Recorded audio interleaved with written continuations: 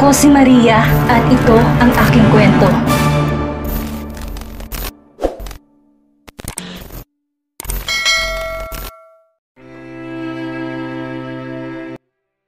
Cartoons POV. This is it. Ito na ang araw na pinakahintay ko. Ang araw ko saan tuluyan ko nang iharap sa altar ang babaeng pinakamamahal ko. Yes, si Lucy or Lucia Vera na unang kita ko pa lang sa kanya noon. Alam kong nabihag na ang puso ko. Kaya hindi ko siya tinigilan eh. Ginawa ko lahat ng paraan para mapasakin siya sa kahit anong paraan. Sa dinami-rami ng mga babaeng dumaan sa buhay ko, siya lang talaga ang umukit sa puso at isipan ko. Ilang gabi akong di pinatulog nung una ko siyang nasilayan. Pinangarap ko na maangkin siya at makasama habang buhay. Kaya nga nung nalaman ko na diskartehan siya ng kapatid kong si Aldrin, di rin naman ako nagpatalo. Wala akong balak kunin siya sa maayos na paraan dahil hindi naman ako marunong manligaw. Nasanay akong ako ang nililigawan ng mga kababaihan. Hindi ako marunong manuyo at hindi ako sanay sa kung ng mga seremonyas para mapaibig ang babaeng napupusuan. Basta namamalayan ko na lang na ikama ko na palang isang babae dahil sa pagiging mapuso ko. Yes, pero iba si Lucy or Lucia Vera. Di ako kontento na maikama lang siya. Gusto ko siya maangkin ng buo. Gusto ko akin lang siya at siya lang babaeng gusto ko makasama habang buhay. Kaya nga nung nalaman ko tay ang nanay-nanayan niya, to the rescue kagad ako. Mahirap nang maunahan ng iba. Tinali ko siya sa isang kasunduan para wala na siyang lusot.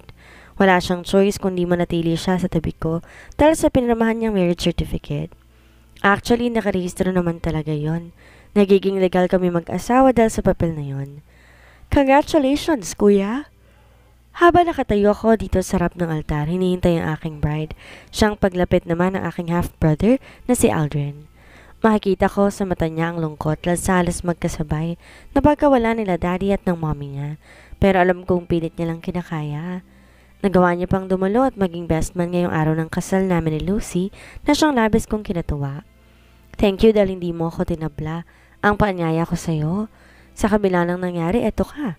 Sana nasa tabi ko at gusto mo pa rin saksiyan ang pag-iisang dibdib namin dalawa. Nakangiting sagot ko sa kanya. Wala naman ako magagawa, kuya eh. Ayaw ko nang mabuhay sa tampo. Ikaw at si lolo't lola na lang ang pamilya ko. Ayokong sayangin ang mga sandali na nabuhay ako sa galit sa'yo dahil ikaw ang pinili ni Lucy. Nakangiti niyang bigkas. Di ko naman napigilan ang sarili ko na natawa. Sa kanya na nanggaling ang mungkahing pakasalan ko daw si Lucy sa simbahan bago manganak. Para naman daw may basbasang pagsasama namin ng Diyos at ng simbahan. Mukhang nagmature na tong kapatid ko at nagiging makatao na. Nagiging mas close na rin siya kina lolo at lola. Siya na nga ang paboritong apo eh. May babaeng darating sa'yo para makasama mo habang buhay, bro. Wag na lang si Lucy dahil akin na siya. Nakangiti kong bigkas. Muli siyang natawa. Alam ko naman yan, kuya eh. Kaya nga ayoko na ipilit ang gusto ko. Ikaw ang mahal ni Lucy at tanggap ko na maging sister-in-law ko na lang siya. Sagot niya sa akin. Di ka naman napigilan ng matawa. Dumako ang mga mata ko kina lolo at lola. Kausap mga lolo at lola din ni Lucy. Mukhang nagkapalagay na sila ng loob. Pasimple ako napasulyap sa suot kong relo. Ilang saglit na lang mag-uumpisa na ang seremonyas ng kasal naming dalawa ni Lucy pero bakit wala pa siya? Di ko tuloy mapigilan na makaramdam ng kaba. Hindi kaya nagalit siya sa surpresang kasalan na ito? Baka mamaya hindi niya nagustuhan yung gown niya at ayaw niya akong siputin. Sa isiping yon, hindi ko tuloy maiwasan na makaramdam ng kaba. Kaya lang naman namin naisipan ang surprise wedding na to kay Lucy dahil ayaw na naman niyang maabala sa preparasyon. Yan nga lang walang formal na proposal pero sinisiguro ko naman na ito ang pinaka-memorable na araw sa aming buhay. Wala pa si Lucy. Teka, tingnan ko muna sa labas ha. Nandiyan na pala si Father. Bigkas ni Aldrin sa akin. Wala sa sariling tumango ako. Parang gusto ko ng pagpawisan na malapot dahil sa tensyon.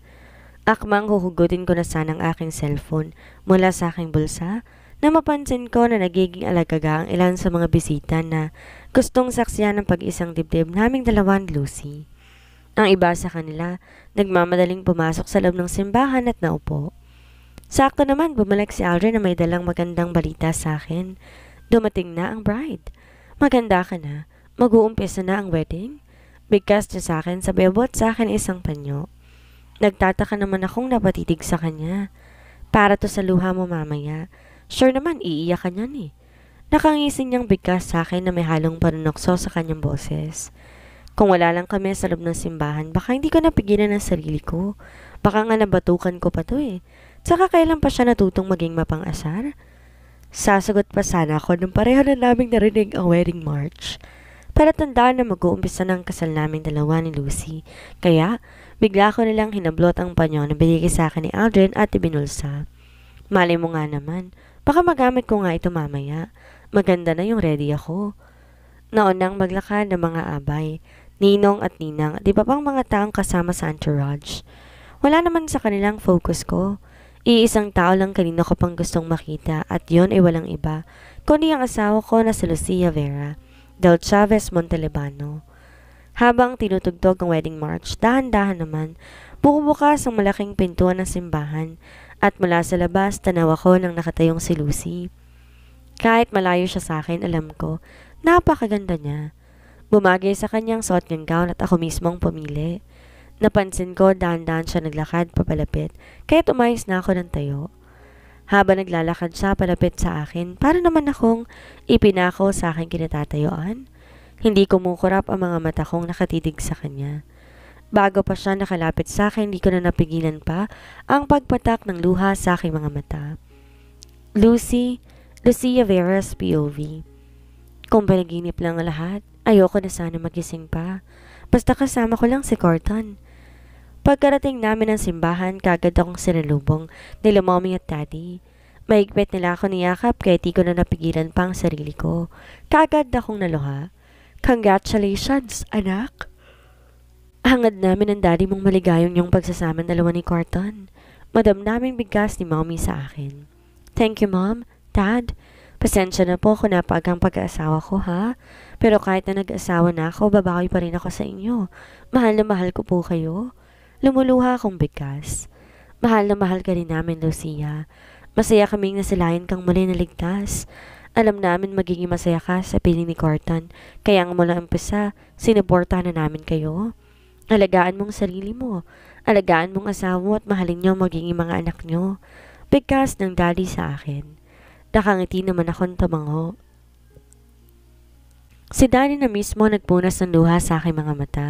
Sinabi pa nito na itigil ko na raw ang pag-iyak ko. Todoreski pa nga si Rika at gusto niya pa sana akong i-retouch, pero tumanggi na ako. Maayos man o hindi ang makeup ko, alam ko naman sa sarili ko, ako lang ang pinakamagandang babae sa mga mata ni Corton. Ilang beses niyang nasisilayan ang mukha ko na walang makeup. Palagi niyang sinasabi sa akin na wala akong katulad. Ilang saglit lang nag-umpisa ng entourage ng kasal. Naunang pumasok sa loob ng simbahan ng mga ninang at ninong. Sinundan niyo ng mga abay at iba pang kasali sa entourage. Panghuli na ako na kasalukuyan, nakatayo sa harap ng malaking pintuan ng simbahan, kung saan napapagitnaan ako nila mommy at daddy. Yes, dalawa sila ang maghahatid sa akin, sa harap ng altar kung saan ako. Alam kong kanina pa nakatayo si Corton. Hinihintay ako. Excited ako sa kasalang ito at kahit lumuluha ako ngayon, walang pagsinla ng tuwang nararamdaman ng puso ko. Sa pagbukas sa malaking pintuan ng simbahan ay ang pagtugtog naman ng paborito kong tugtugin. Ang tugtuging Can't Help Falling in Love. Habang naglalakad ako sa gitna ng aisle, parang gusto kong pangatugan ng tuhod, lalo na masilayan ko ng mukha ng lalaki na mapapangasawa ko. Napansin ko pa nga lumuluha na rin siya. Yes, umiiyak din siya at doon ko mas larong napatunayan kung gaano ko kahalaga para sa kanya. Kung gaano kawagas ang pag-ibig na naramdaman niya para sa akin. It's okay, anak. Hindi mo ba napansin ang itsura ng asawa mo? Halata ng takot sa kanyang mga mata dahil bigla kang huminto sa paghakbang. Tinig kong bulong sa akin ni daddy. Wala sa sariling napabaling ang tingin ko kay mommy. Oo nga. Nakahinto na rin ako dito sa gitna ng aisle. Di ko man lang napalayan na napahinto na pala ako sa pagkakpang dahil sa matinding bugso ng damdamin ko. Kung bakit ba naman kasi biglaan ang kasalang to, hindi tuloy ako makapag-ready. Muli akong humakbang na mapansin kong naglalakad na rin papalapit sa amin si Corton. Hindi na yata niya kaya pang maghintay. Dito mismo sa pinakagitna na simbahan. Inawakan ni Daddy ang kamay ko at panay niya at kusang pinagdaop. Carton, aasahan ko na mamahalin mo ng buong puso ang aking anak. Hindi sasaktan kundi aalagaan. Kung ayaw mo na sa kanya po, pwede mo na siyang isauli sa amin. Dahil anytime tatanggapin namin siya ng buong puso. Seryosong bigkas ni Daddy na pero hindi ko napigilan ng mapangiwi. Napansin ko rin nagulat din si Mommy sa sinabi ni Daddy habang si Carton naman nakangiti lang. Ano ba yung sinasabi mo, Dimitri? Hindi angkop sa kasalan? Anong sauli-sauli? Bigkas naman ni Mommy. Ang nararamdaman ko kaninang matinding emosyon biglang naglaho. Pigil ko ang sarili ko na matawa. Dad, hindi po mangyayari yung sinasabi ninyo. Walang saulian na mangyayari dahil mahal na mahal ko pong anak ninyo. Mahal na mahal ko si Lucy at sa inyong dalawa ni Mommy at sa mga taong naririto. Pinapangako kong mamahalin ko siya at aalagaan ng buong puso. Nakangiti ang bigkas ni Carton. At ikaw naman, Lucia. May sasabihin pa sana si Daddy pero di na natuloy. Nakatikim na kasi siya ng warning look kay Mommy. Muli ako nakangiti bago ko naramdaman ang pag-iya ni Carton sa akin para ituloy na namin ang paglalakad papunta ng altar kung saan matyagang naghihintay sa amin ang paring magkakasal sa amin. Baka magbago pang isip ni Daddy. Narinig kong bigkas ni Carton. Muli akong napangiti. Di na nga pala kami nakapagpaalam sa dalawa. Bigla na lang namin silang tinalikuran. Dapat magkikis pa ako sa kanila Tsaka na nga lang. Mamaya na lang pagkatapos ng kasal. Sigurista nga pala tong asawa ko.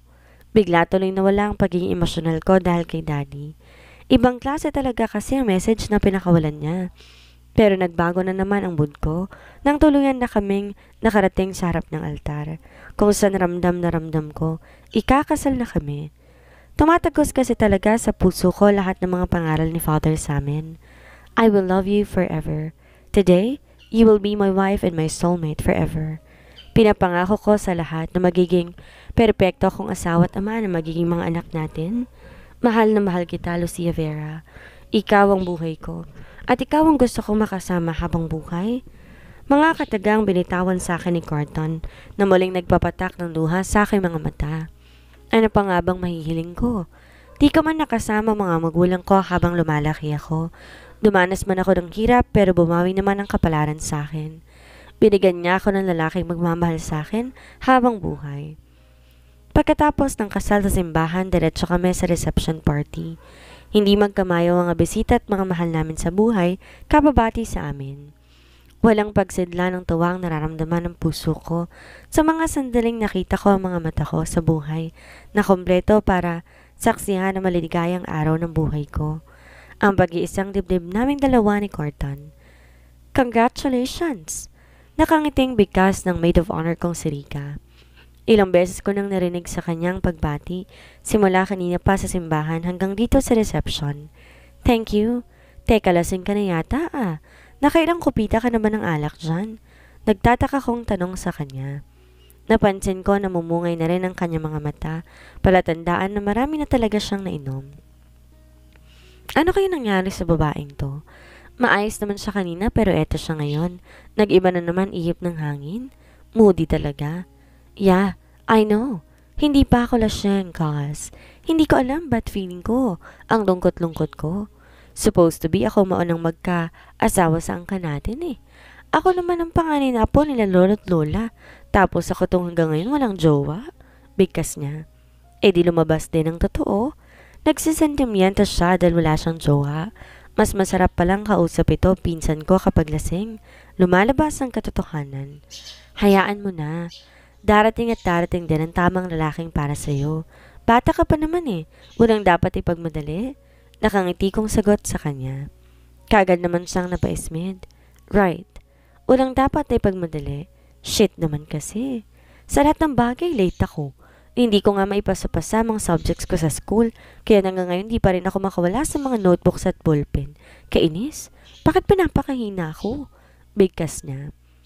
Naupo na siya sa tabi ko kaya naman napatayo din si Carton. Sumenya siya sa akin na magbabanyo lang daw, kaya't agad na akong tumango. Magandang makausap ko tong pinsan ko para mapayuhan. Mukhang deep inside may tinatago tong frustrations Bakit ba kasi naging kahinaan niyang pag-aaral? Yan tuloy, hindi siya makagraduate-graduate. Parang gusto ko nang mag-asawa eh. Para di ko na makita sa mga mata ni na mommy at daddy ang sama ng loob tuwing bumabagsak ako sa klase. Nakakapagod na mag-aral. Feeling ko talaga hanggang maging ulyanin na lang ako, hindi talaga ako makakagraduate. Muling bigkas niya. Napansin ko namumula na ang mata nito, para tandaan na nagpipigil na tong umiyak, kaya naman hinawakan ko siya sa kanyang kamay. Ano ba kasing gusto mo mangyari sa buhay mo? Liban sa pag-aaral, may iba ka pa bang gustong gawin? Nakangiti kong tanong sa kanya. Napansin ko saglit tong nag-isip, tsaka tumango. Yeah, meron pa. Yun ay yung makahanap na isang asawa, kagaya ng asawa mo. Nakangiti niyang sagot sa akin. Di ko naman mapigilang mapangawi. Ang labo talaga ng babaeng to. Ilang saglit lang bumalik din sa karton galing sa banyo. Niyaya ako nito umeskapo na daw kami sa party dahil mukhang pagod na raw ako. Siyang totoo naman dahil kanina pa ako napapagod, kakaistima sa mga bisita.